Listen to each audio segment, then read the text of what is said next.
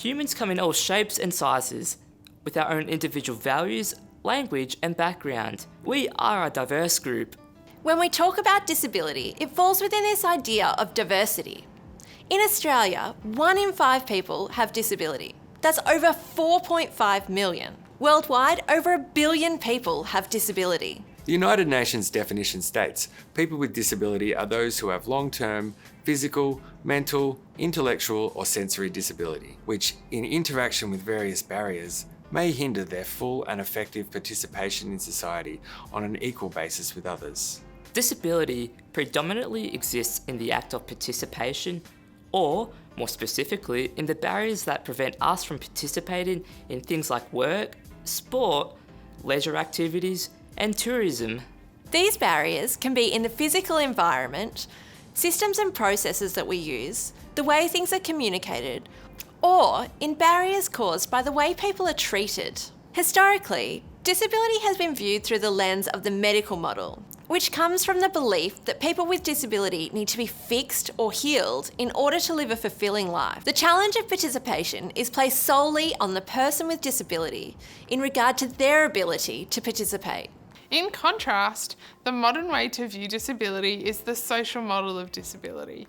This way of thinking advocates that the barriers that disable people are external, they're in society. It supports the idea that the environment and attitudes are what stop or hinder equitable participation, not the person's disability. For example, as a wheelchair user, if I physically can't access a building due to steps, it's the steps that are disabling to me, not my inability to walk. My disability affects my mobility.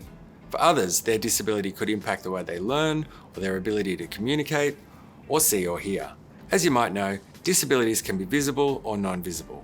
They can be permanent or temporary, and they can have a varied impact on a person.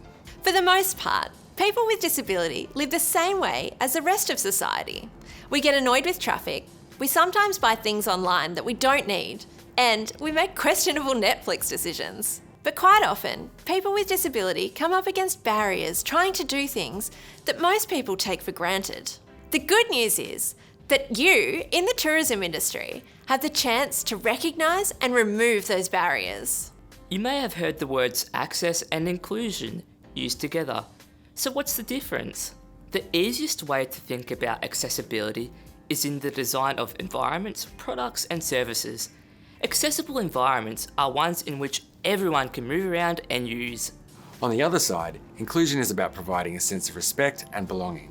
If accessibility is about the physical environments, systems and processes, then inclusion is about the behaviours and feelings these create. A restaurant can be physically accessible, but if staff ignore me and speak to my partner, family or friends instead of me when asking questions about my order, then it's not really inclusive.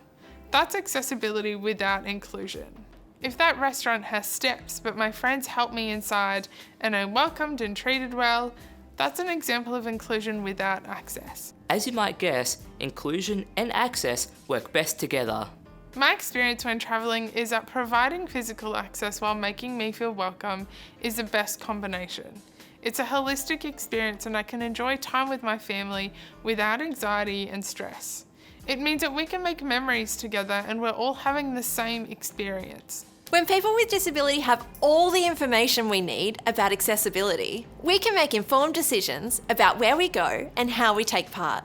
And when inclusion is at the forefront of the tourism experience, we feel accepted and welcomed. When access and inclusion are considered and in place, we can enjoy our travel experiences, spend money and make memories with the ones closest to us.